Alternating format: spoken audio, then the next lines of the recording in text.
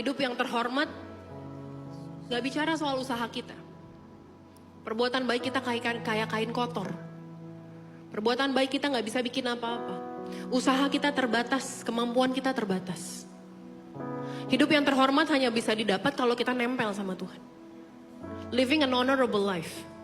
Hidup yang terhormat, jadi orang yang terhormat. Jadi orang yang punya integritas. Yang lurus, tegak lurus di hadapan Tuhan. Disukai Allah dan manusia. Adalah ketika kita nempel sama Tuhan.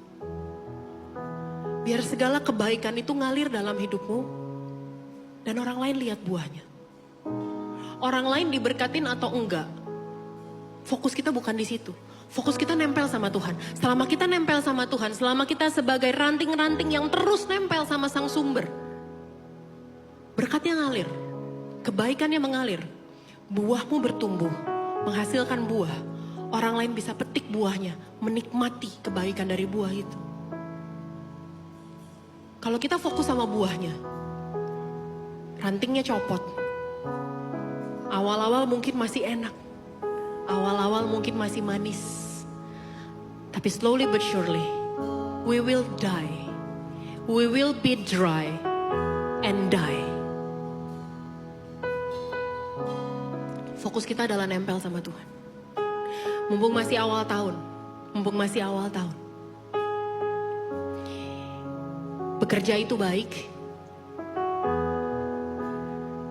Berbisnis itu baik. Berkomunitas itu baik. Melayani itu baik. Tapi kalau kita gak nempel sama Tuhan, kita gak akan jadi apa-apa. Biar dalam bisnismu mengalirkan kemuliaannya Tuhan. Biar sebagai engkau sebagai kepala keluarga engkau mengalirkan kebaikan Tuhan. Jadi kepala rumah tangga yang terhormat. Jadi seorang ayah yang terhormat. Seorang ibu yang terhormat. Seorang hamba Tuhan yang terhormat. Sekalipun tantangan ada. Sekalipun berbagai-bagai rupa pengajaran dunia datang menerpa kita. Kesannya baik. Kesannya enak. Kesannya nyaman. Tapi hari ini kita belajar untuk berdiri teguh, bersandar, nempel sama Tuhan.